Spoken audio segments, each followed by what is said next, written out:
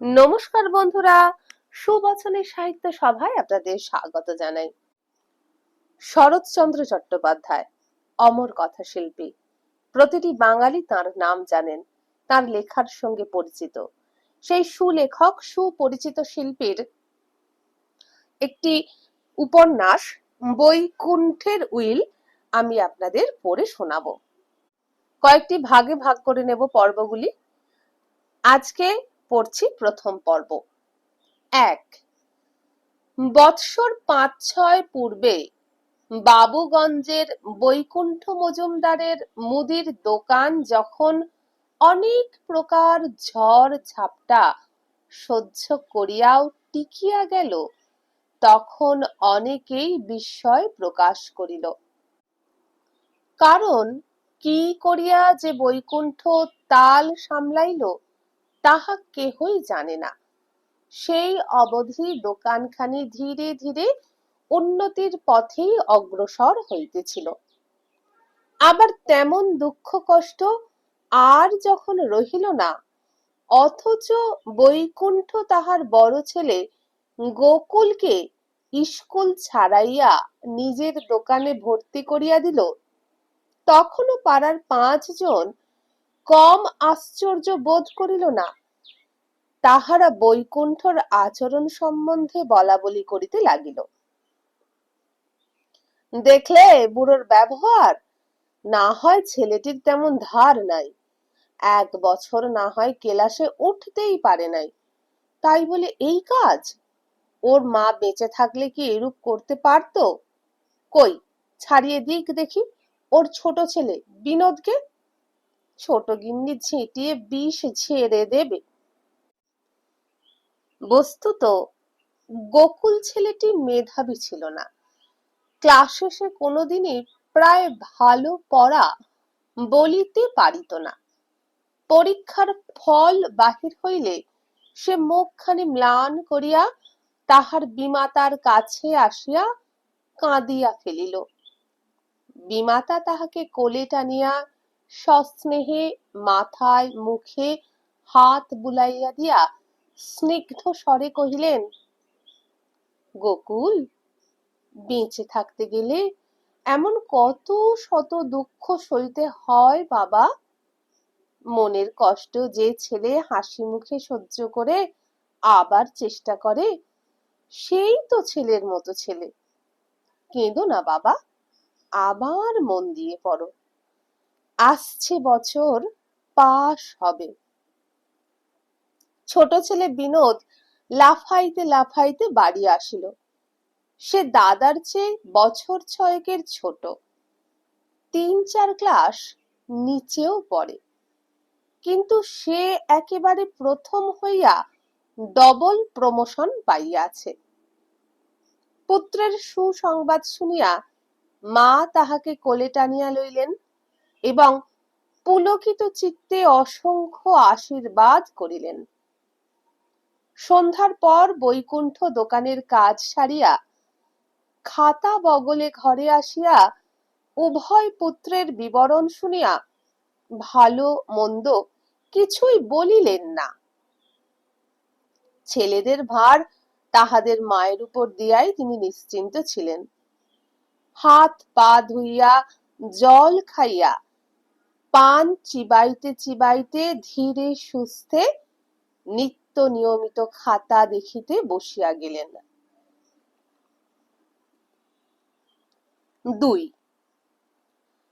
আমার মা ভবানী কই গো বলিয়া লাঠির গোটা ২ ঠোকা দিয়া স্কুলের ষষ্ঠ শিক্ষক জয়লাল বাড়ুজ্জে সেই দিন সন্ধ্যাকালেই বৈকুণ্ঠ মজুমদারের বাড়ির ভিতরে আসিয়া দাঁড়াইলেন। তিনি বৈকুণ্ঠের গোলাদারি দোকানে চাল ডাল ঘি তেল বাবদে অনেক টাকা বাকি ফেলিয়া গৃহিণীকে মাতৃ সম্বোধন করিয়াছিলেন। ভবানী সন্ধ্যার কাজকর্ম সারিয়া বারান্দায় মাদুর পাতিয়া ছেলে দুটিকে কোলের কাছে লইয়া বসিয়াছিলেন। শশব্যস্তে উঠিয়া আসন পাতিয়া দিলেন। মারুজ্জে মশাই উপবেশন করিয়াই শুরু করিয়া দিলেন। হ্যাঁ, রত্নগর্ভা বটে মা তুমি, ছেলে পেটে ধরেছিলে বটে, এত ছোকরার মধ্যে তোমার বিনোদ একেবারে ফার্স্ট, একেবারে ডবল প্রমোশন। ওর নাম্বার পাওয়া দেখে হেডমাস্টার মশাই পর্যন্ত অবাক হয়ে গেছেন। আজ তাকেও গালে হাত দিয়ে দাঁড়াতে হয়েছে। আমি তো মা এই ছেলে চড়িয়েই বুড়ো হলুম, কিন্তু তোমার এই বিনোদ ছেলেটির মতো ছেলে কখনো চোখে দেখলুম না। আমি এই বলে যাচ্ছি আজ, ও ছেলে তোমার হাইকোর্টের জজ হবে, হবেই হবে। ভবানী চুপ করিয়া রহিলেন। বারুজ্জে মশাই উৎসাহিত হইয়া বলিতে লাগিলেন, আর আর এই গোকলো কিসে আর কিসে, এ ছোড়া এত বড় গাধার সর্দার মা। এক্সামিনের দিন আমিই তো ছিলুম এদের পাহারায়। কত ছেলে টেবিলের নিচে দিব্যি বই খুলে কপি করে দিলে। ওরই ডাইনে বাঁয়ে মল্লিকদের দুই ছেলে বই খুলে লিখতে লাগলো। আমি দেখেও দেখলুম না, বরং হতভাগাটাকে চোখ টিপে একটা ইশারা পর্যন্ত করে দিলুম। কিন্তু সেই যে বোদা বলদের মতো হাত গুটিয়ে বসে রইল, কোনো দিকে চোখ পর্যন্ত ফেরালে না। নইলে আশু মল্লিকের ছেলে পাশ হয় আর ও হতে পারে না? সত্যি কিনা ওই ওকেই জিজ্ঞাসা করে দেখো দেখি মা, বলিয়া জয়লাল মাস্টার লাঠিটা তুলিয়া লইয়া সহসা গোকুলের প্রতি একটা খোঁচানোর ভঙ্গি করিয়াই আপাতত কোনো মতে তার অস্থিমজ্জাগত ছেলে ঠাঙানোর প্রবৃত্তিটাকে শান্ত করে নিলেন। কিন্তু গোকুল ভয়ে শিহরিয়া উঠিল। নিমেষের মধ্যে ভবানী দুই বাহু বাড়াইয়া তার এই সপত্নী পুত্রটিকে বুকের কাছে টানিয়া লইলেন। গোকুলের মা নাই, মাকে তাহার মনেও পড়ে না। এই বিমাতার কাছেই সে মানুষ হইয়াছে। আজই স্কুল হইতে ফিরিয়া কাঁদিতে কাঁদিতে যখন সে তাহার কাছে আসিয়া পড়িল, তখন হইতে আর তাহাকে তিনি কাজ ছাড়া করেন নাই। এবং এতক্ষণে তাহাদের চুপি চুপি এই সকল কথাই হইতেছিল।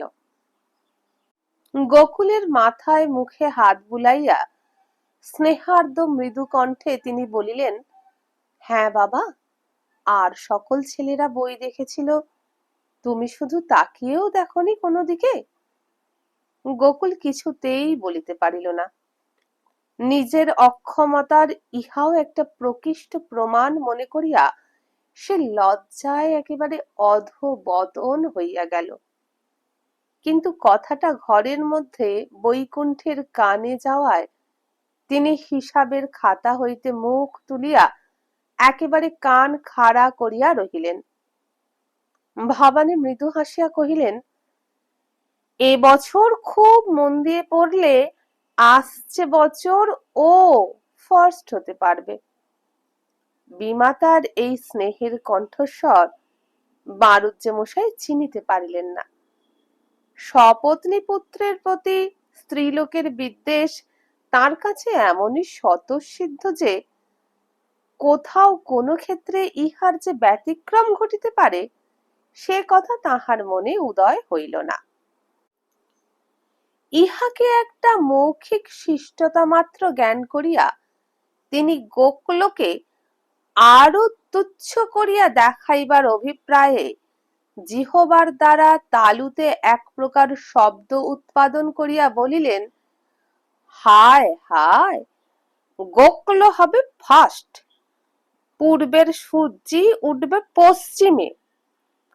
যে ফার্স্ট হবে মা সে তোমার ওই বাঁ দিকে শুনছে, বলিয়া তিনি অঙ্গুলি সংকেতে বিনোদকে নির্দেশ করিয়া হঠাৎ একটুখানি কাষ্ঠ হাসির রসান দিয়া কহিলেন,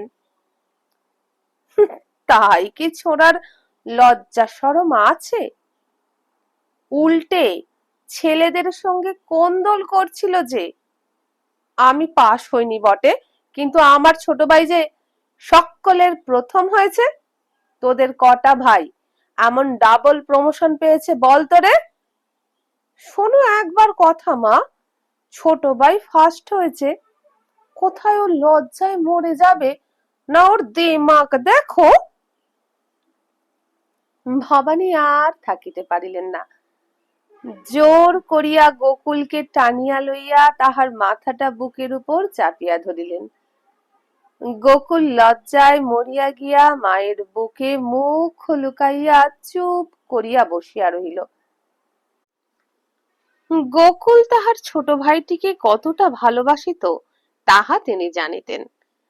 বাড়ুজ্যে মশাই আরো গুটি কয়েক বাছা বাছা কথা বলিয়া তাহার বিনোদকে এই সময় হইতেই যে বাটিতে উপযুক্ত শিক্ষক নিযুক্ত করিয়া পড়ানো উচিত ইহাই জানাইতে চাহিয়াছিলেন। কিন্তু হঠাৎ এই সময়ে পাশের ঘরের এক ঝলক আলো মাতা পুত্রের গায়ের উপর আসিয়া পড়ায় তাহার মনে যেন একটু খটকা বাজিল। ভবানী যেমন করিয়া এই নির্বোধ সপত্নী পুত্রকে বুকে লইয়া তাহার মাথায় হাত বুলাইয়া দিতেছিলেন, তাহা ঠিক যেমনটি হওয়া উচিত তেমনটি নয় বলিয়াই তাহার সন্দেহ জন্মিল। সুতরাং এই তুলনামূলক সমালোচনা সম্প্রতি আর অধিক ঠেলিয়া লইয়া যাওয়া উচিত হইবে কিনা তাহা ঠিক ঠাওর করিতে পারিলেন না। তিনি অন্য কথা পারিলেন। ভবানী এতক্ষণ প্রায় চুপ করিয়াই শুনিতেছিল, এখনো বেশি কথা কহিলেন না। অবশেষে রাত্রি হইতেছে বলিয়া মারুজ্যে মশাই বহু প্রকার আশীর্বচন উচ্চারণ করিয়া এবং ভবিষ্যতে বিনোদের যজিয়তি প্রাপ্তির সম্ভাবনা বারংবার নিঃসন্দেহে নিঃসংশয়ে জানাইয়া দিয়া লাঠিটি হাতে করিয়া গাত্রোত্থান করিলেন। ঘরের মধ্যে বসিয়া বৈকুণ্ঠ যেন এই সময়টিরই অপেক্ষা করিতেছিল। সম্মুখে আসিয়া কঠোরভাবে প্রশ্ন করিলেন, হ্যাঁ রে গোকল, সবাই বই দেখে লিখে পাশ করে গেল, তুই লিখলি না কেন? গোকুল ভয়ে কাঁটা হইয়া পূর্ববৎ লুকাইয়া রহিল। অনেক ধমক টমকের পরে সে যাহা কহিল তাহার ভাবার্থ এই যে পূর্বাহ্নে হেডমাস্টার মহাশয় আসিয়া চুরি করিয়া দেখা দেখি করিয়া লিখিতে নিষেধ করিয়া দিয়া গিয়াছিলেন। বৈকুণ্ঠ কিছুক্ষণ নিঃশব্দে দাঁড়াইয়া কি যেন চিন্তা করিলেন, পরে বলিলেন, কাল থেকে তোকে আর স্কুলে যেতে হবে না, আমার সঙ্গে দোকানে যাবি, বলিয়া ঘরে ফিরিয়া গিয়া নিজের কাজে মন দিলেন। ইহা একটা মামুলি শাসন মাত্র মনে করিয়া ভবানী তখন কোনো কথা কহিলেন না। কিন্তু পরদিন সকালবেলা বৈকুণ্ঠ যখন সত্য সত্যই গোকুলকে দোকানে লইয়া যাইতে চাহিলেন, তখন তিনি আগুন হইয়া উঠিয়া ঘোরতর আপত্তি করিয়া বলিলেন, যে কথা নয় সেই কথা, দুধের ছেলে যাবে তোমার দোকান করতে, সে হবে না।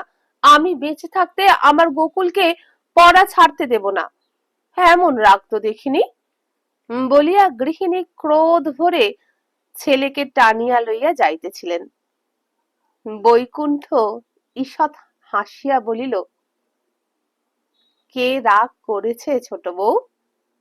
গৃহিণী কহিলেন, তুমি, আবার কে? আমাকে রাগ করতে কখনো দেখেছ? এই তবে তোমার কি রকম কথা শুনি, ছেলেবেলা পাশ ফেল সবাই করে, তাই বলে স্কুল ছাড়িয়ে দেবে? বৈকুণ্ঠ তখন গোকুলকে অন্যত্র পাঠাইয়া দিয়া হাসি মুখে বলিলেন, ছোট বউ, রাগ আমি করিনি। তোমার বড় ছেলেকে আজ আমি বড় আহ্লাদ করেই দোকানে নিয়ে যাচ্ছি। ছোট ছেলে তোমার জজিয়তি পাবে কিনা মারুজ্জে মশাইয়ের মতো সে ভরসা তোমাকে আমি দিতে পারলুম না, কিন্তু আমার অবর্তমানে গোকুলের ওপর যে তোমরা নির্ভয়ে ভর দিতে পারবে সে আমি তোমাকে নিশ্চিত বলে দিচ্ছি। স্বামীর অবিদ্যমানতার কথায় ভবানীর চোখের কোণ এক মুহূর্তে আর্দ্র হইয়া উঠিল। বলিলেন, সে আমি জানি, কিন্তু গোকুল যে বড্ড সোজা মানুষ, ও কি তোমার ব্যবসার ঘোর প্যাঁচ বুঝতে পারবে? ওকে হয়তো সবাই ঠকিয়ে নেবে। বৈকুণ্ঠ হাসিয়া বলিলেন, সবাই ঠকাবে না, তবে কেউ কেউ ঠকিয়ে নেবে, সে কথা সত্যি। তা নিক, কিন্তু ও কারুকে ঠকাবে না, তাহলেই হবে। মা লক্ষ্মী ওর হাতে আপনি এসে ধরা দেবেন। বলিতে বলিতে বৈকুণ্ঠর নিজের চোখও সজল হইয়া উঠিল। তিনি নিজেও খাঁটি লোক, কিন্তু মূলধনের অভাবে অনেক কষ্টই ভোগ করিয়াছেন। এখন যদি বা কিছু সংগ্রহ হইয়াছে, কিন্তু সময়ও ঘনাইয়া আসিয়াছে, সে শক্তি সামর্থ্য আর নাই। তাড়াতাড়ি চোখের উপর হাতটা বুলাইয়া লইয়া হাসিয়া বলিলেন, গিন্নি, এই বয়সে গোকুল যে এত বড় লোভ কাটিয়ে বেরিয়ে এসেছে সে যে কত শক্ত তা তুমি হয়তো বুঝতে পারবে না। যে পারে তার ব্যবসার 14 আনা শেখা হয়ে গেছে ঘোর প্যাঁচ, শুধু বাকি 2 আনা আমি তাকে শিখিয়ে দিয়ে যাব। কিন্তু লোকে কি বলবে? লোকের কথা তো জানি না ছোট বউ, আমি শুধু আমাদের কথাই জানি। আমি জানি ওর হাতে তোমাদের সঁপে দিয়ে আমি নির্ভয়ে 2 চক্ষু বুঝতে পারবো। ভবানী নিজেও কিছুদিন হইতে লক্ষ্য করিতেছিলেন তাহার স্বামীর স্বাস্থ্য যেন দিন দিন ভাঙিয়া পড়িতেছিল। তার শেষ কথায় একটা আসন্ন বিপদের বার্তা অনুভব করিয়া কাঁদিয়া ফেলিয়া বলিলেন, আচ্ছা নিয়ে যাও। বলিয়া নিজে গিয়া গোকুলকে ডাকিয়া আনিয়া স্বামীর হাতে সঁপিয়া দিলেন। তাহার মুখ চুম্বন করিয়া বলিলেন, ওর সঙ্গে দোকানে যাও বাবা, তুমি মানুষ হলেই তবে আমরা দাঁড়াতে পারবো। গোকুল পিতা মাতার মুখের পানে চাহিয়া বিস্মিত হইল। সে বেচারা কাল রাত্রেই বিছানায় শুইয়া মনে মনে প্রতিজ্ঞা করিয়াছিল, এ বৎসর যেমন করিয়াই হোক উত্তীর্ণ হইবেই। স্কুল ছাড়িয়া দোকানে যাইতে কোনো ছেলেই গৌরব বোধ করে না, কিন্তু কোনোদিনই সে মায়ের অবাধ্য নহে। সহপাঠীদের বিদ্রূপের খোঁচা তাহার মনে বাজিতে লাগিল, কিন্তু সে কোনো আপত্তি করিল না। নিঃশব্দে পিতার অনুসরণ করিতে লাগিল। 3 10 বৎসর অতিবাহিত হইয়া গিয়াছে। জরাগ্রস্ত বৈকুণ্ঠ নিজেও মরিতে বসিয়াছে, কিন্তু গোকুল সম্বন্ধে সে ভুল করে নাই। তাহার বাড়িটার পানে চাহিলেই বোঝা যায়। গঞ্জের ভিতর সে মুদির দোকান আর নাই, তার পরিবর্তে প্রকাণ্ড গোলাদারি দোকান। সেখানে লাখো টাকার কারবার চলিতেছে। বিনোদ কলকাতায় থাকিয়া এমএ পড়ে। বৈকুণ্ঠ নাতি নাতনির মুখ দেখিয়া পরম সুখে মরিতে পারিত, কিন্তু কিছুদিন হইতে ছোট ছেলের সম্বন্ধে নানা প্রকার কুৎসিত জনশ্রুতিতে তাহার অবশিষ্ট দিনগুলো বড় ভারী হইয়া উঠিয়াছে। সেদিন সকালে বৈকুণ্ঠ জীবনের শেষ ডাক শুনিতে পাইলেন। সর্বাঙ্গে কি এক প্রকার নূতন অস্বস্তি লইয়া জাগিয়া উঠিয়া গৃহিণীকে শয্যা পার্শ্বে ডাকিয়া ম্লান ভাবে একটুখানি হাসিয়া কহিলেন, ছোট বউ, আমার তো সময় হয়েছে, তাই একটু এগিয়ে চললুম। তোমার যতদিন না আসা হয় ততদিন আমার ছেলে দুটোকে দেখো। তোমার হাতেই তাদের দিয়ে গেলুম।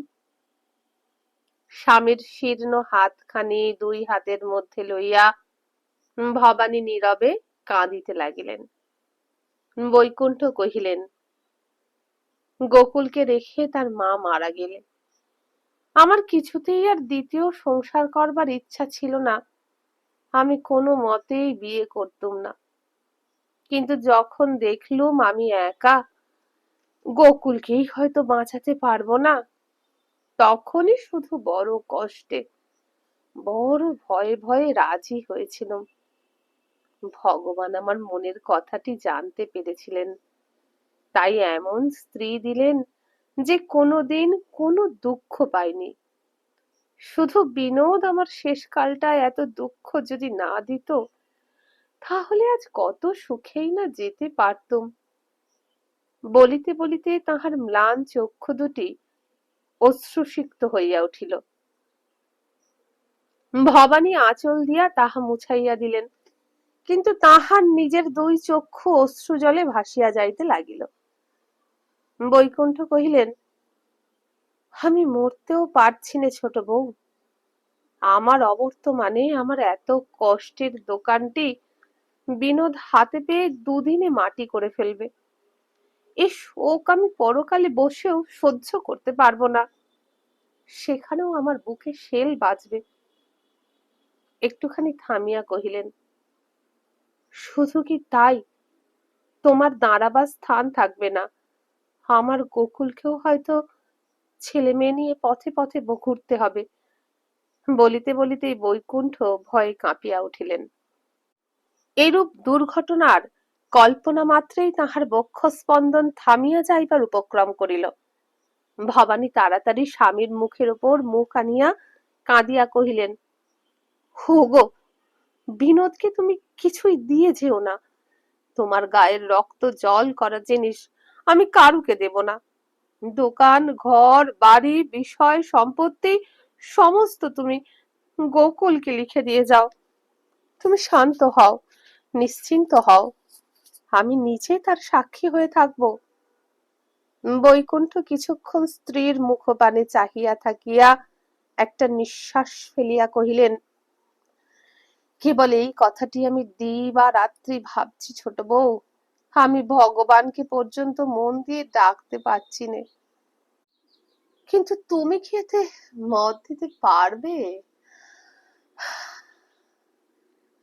বলিয়া বৈকুণ্ঠ হতাশ ভাবে আর একটা দীর্ঘ নিঃশ্বাস ত্যাগ করিলেন। ভবানীর বুক ফাটিয়া গেল।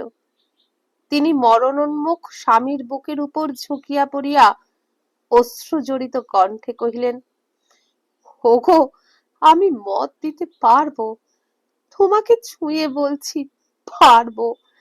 আমি আর কিছু চাই নে, শুধু চাই তুমি নিশ্চিন্ত হও, সুস্থ হও। এই সময়ে তোমার মনে যেন কোনো ক্ষোভ, কোনো ক্লেশ না থাকে। বৈকুণ্ঠ আবার কিছুক্ষণ নীরবে চাহিয়া থাকিয়া ধীরে ধীরে কহিলেন, কিন্তু বিনোদ? ভবানী নিমিষ মাত্র দেরি না করিয়া কহিলেন, তার কথা তুমি ভেবো না। সে লেখাপড়া শিখেছে, নিজের পথ নিজে করে নেবে। আর যত মন্দই হোক, গোকুল তাকে ফেলতে পারবে না। ছোট ভাইকে সে দেখবেই। বৈকুণ্ঠ আর কথা কহিলেন না। একটা তৃপ্তির নিঃশ্বাস মোচন করিয়া ধীরে ধীরে পাশ ফিরিয়া শুইলেন।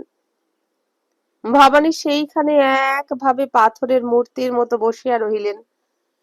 নিদারুণ অভিমানে তাহার দুই চক্ষু বহিয়া ঝর ঝর করিয়া অশ্রু ঝরিয়া পড়িতে লাগিল। তাহার গর্ভের সন্তানকে স্বামী বিশ্বাস করিতে পারিলেন না। মন্দ বলিয়া মৃত্যুকালে পুত্রের ন্যায্য অধিকার থেকে তাহাকে বঞ্চিত করিতে চাহিলেন।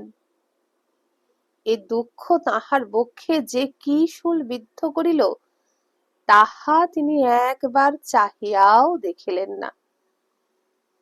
সে মন্দ হোক, যা হোক, তিনি তো মা, সে তো তাহারই সন্তান।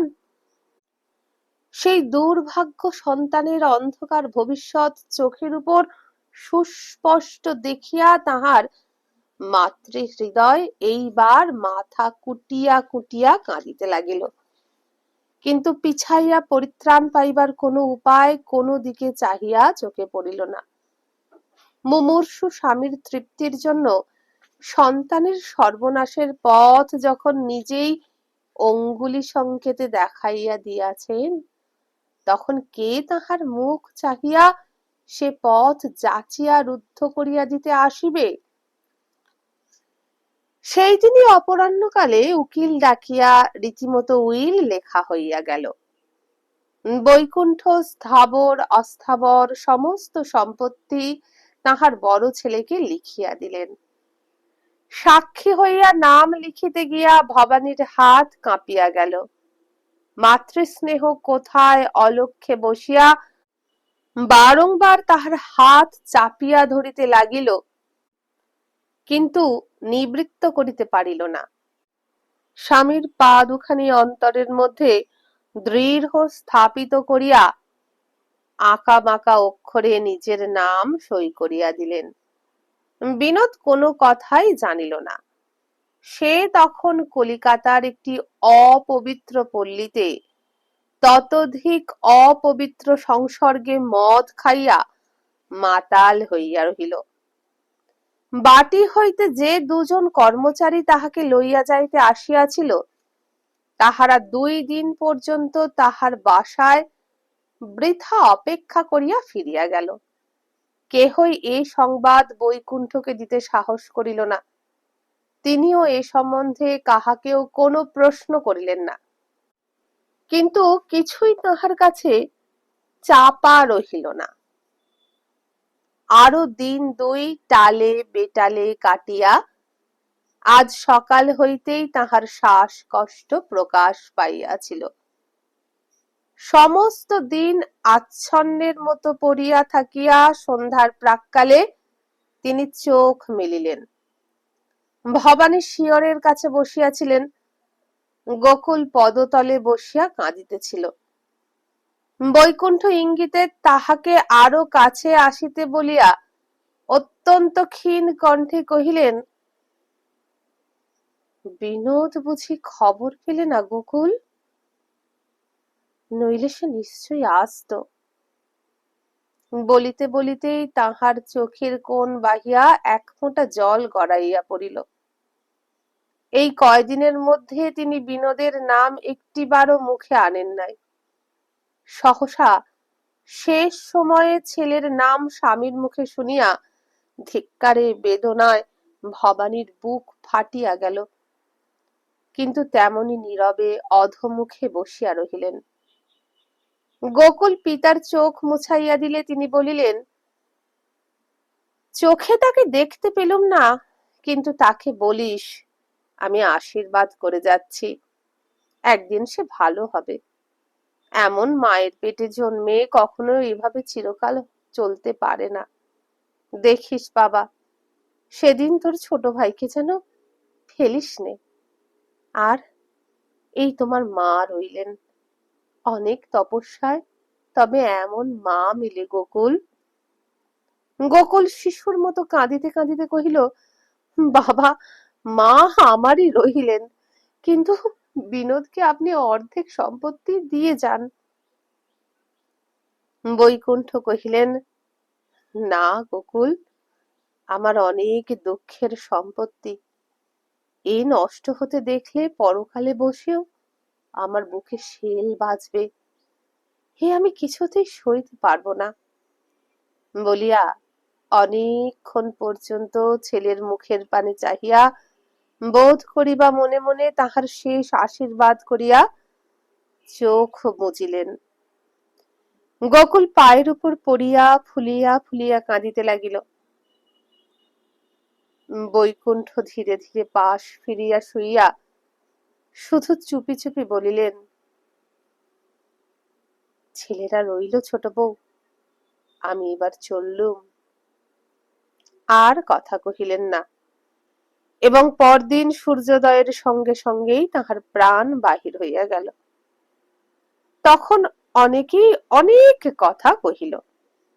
বৈকুণ্ঠ পাকা ব্যবসায়ী ছিলেন, কিন্তু খাঁটি লোক ছিলেন।